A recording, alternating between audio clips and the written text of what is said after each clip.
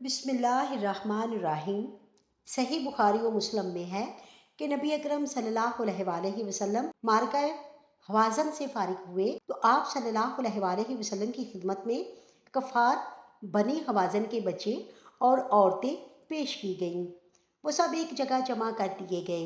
نبی اکرم صلی اللہ علیہ وآلہ وسلم ان کی طرف متوجہ ہوئے تو ان قیدی عورتوں میں سے ایک عورت کو دیکھا جس کا بچہ گم ہو چکا تھا۔ وہ اپنے قدم گھسیٹتی ہوئی چل رہی تھی۔ وہ اپنے دل کے ٹکڑے، جگر گوشے اور اپنے بچے کی تلاش میں تھی۔ وہ انتہائی پریشان حال تھی۔ اس دکھ کی شدت سے وہ اپنی عقل کھو چکی اور اوسان خطا کر بیٹھی تھی۔ وہ شیرخوار بچوں والی عورتوں کے پاس سے گزرتی اور بچوں کے چہروں پر نگاہیں گاڑے اپنے بچے کو ڈھونڈ رہی تھی۔ چھاتی میں دودھ رکنے کی وجہ سے اس کی چھاتی پھٹنے کو آئی ہوئی تھی۔ وہ یہ تمنا لیے ہوئے تھی کہ کاش اسے اس کا بچہ مل جائے تو وہ اسے سینے سے لگا لے، اسے خوب چومے اور پیار کرے، اگرچہ اس کے لیے اسے اپنی زندگی ہی داؤ پر کیوں نہ لگانی پڑے۔ وہ اسی وارفتگی کی حالت میں تھی کہ اسے اس کا بچہ مل گیا۔ اس کا اسے دیکھنا ہی تھا کہ اس کی آنکھوں سے آنسو سوکھ گئے، اس کے ہوش ٹھکانے پر آ گئے۔ وہ اس پر لپک پڑی، اسے اپنے سینے سے چمٹا لیا۔ اس کی بھوک پیاس، اس کی آہ و پکار اور تھکاوٹ پر اسے بہت ہی ترس آیا اور اسے چومتے چومتے اسے سینے سے بینچ لیا اور اسے دودھ پلانے لگی۔ حضور نبی رحمت صلی اللہ علیہ وآلہ وسلم نے اس عورت کو دیکھا جسے تھکاوٹ نے نڈھال کر رکھا تھا اور وہ اپنے لختے جگر کو دیکھنے کے لیے تڑپ رہی تھی۔ اسی فراق میں بھی بچہ بھی پریشان تھا اور ماں بھی بڑی دکھی تھی۔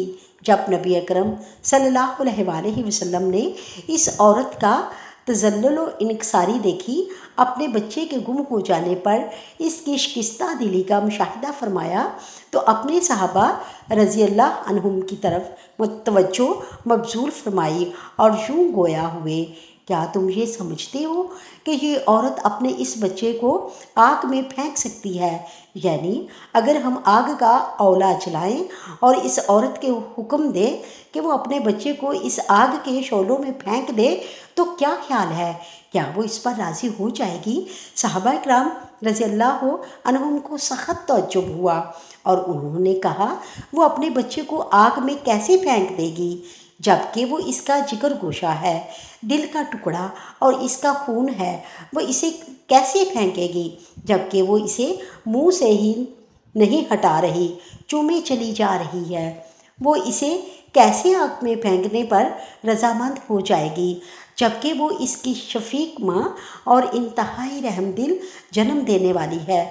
صحابہ رضی اللہ عنہم نے صاف کہہ دیا، نہیں، اللہ کی قسم یا رسول اللہ صلی اللہ علیہ وآلہ وسلم، وہ اسے آگ میں پھینکنے کے لیے ہرگز تیار نہیں ہوگی۔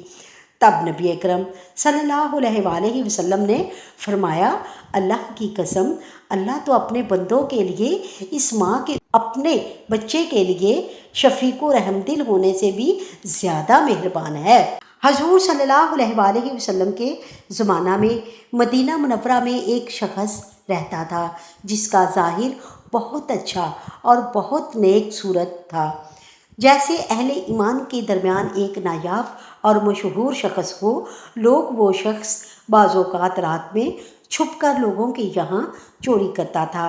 ایک رات کا واقعہ ہے کہ چوری کے لیے ایک دیوار پر چڑھ گیا، دیکھا کہ اس گھر میں بہت زیادہ مال و دولت ہے اور وہاں پر ایک جوان لڑکی کے علاوہ کوئی دوسرا بھی نہیں ہے۔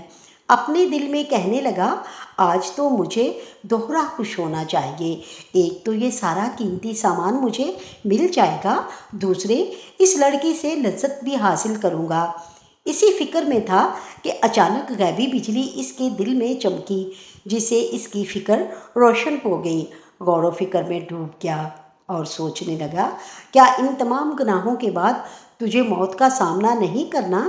کیا موت کے بعد اللہ رب العزت مجھ سے باز پرس نہیں کرے گا؟ کیا میں اس روز کے عذاب سے بھاگ سکتا ہوں؟ اس روز تمام حجت کے بعد اللہ کے غیظ و غضب میں گرفتار ہوں گا۔ ہمیشہ کے لیے آتش جہنم میں جلوں گا۔ یہ سب باتیں سوچ کر بہت زیادہ پشیمان ہوا اور خالی ہاتھ ہی وہاں سے واپس آ گیا۔ جیسے ہی صبح ہوئی اپنے اسی ظاہری چہرہ اور بناوٹی لباس میں حضور نبی اکرم صلی اللہ علیہ وآلہ وسلم کی خدمت میں حاضر ہوا، اچانک اس نے دیکھا کہ وہی لڑکی جس کے گھر میں گزشتہ رات چوری کے لیے گیا تھا، حضور صلی اللہ علیہ وآلہ وسلم کی خدمت میں حاضر ہوئی اور عرض کیا، میری ابھی تک شادی نہیں ہوئی، میرے پاس بہت زیادہ مال و دولت ہے، میرا شادی کرنے کا ارادہ نہیں تھا، لیکن رات میں نے دیکھا کہ ایک چور میرے گھر میں آیا، اگرچہ وہ کچھ نہیں لے گیا، لیکن میں بہت زیادہ ڈر گئی ہوں، گھر میں تنہا رہنے کی ہمت نہیں رہ گئی ہے، اگر آپ مناسب سمجھیں تو میرے لیے کوئی شوہر تلاش کریں۔ آپ صلی اللہ علیہ وآلہ وسلم نے اس چور کی طرف اشارہ کیا، اگر تو چاہتی ہے تو ابھی اسی کے ساتھ تیرا عقد پڑھ دوں۔ چنانچہ اس نے عرض کیا، میری طرف سے کوئی مانع نہیں ہے۔ چنانچہ آپ صلی اللہ علیہ وآلہ وسلم نے اسی وقت ان دونوں کا عقد کر دیا۔ دونوں ایک ساتھ اس کے گھر میں آ گئے۔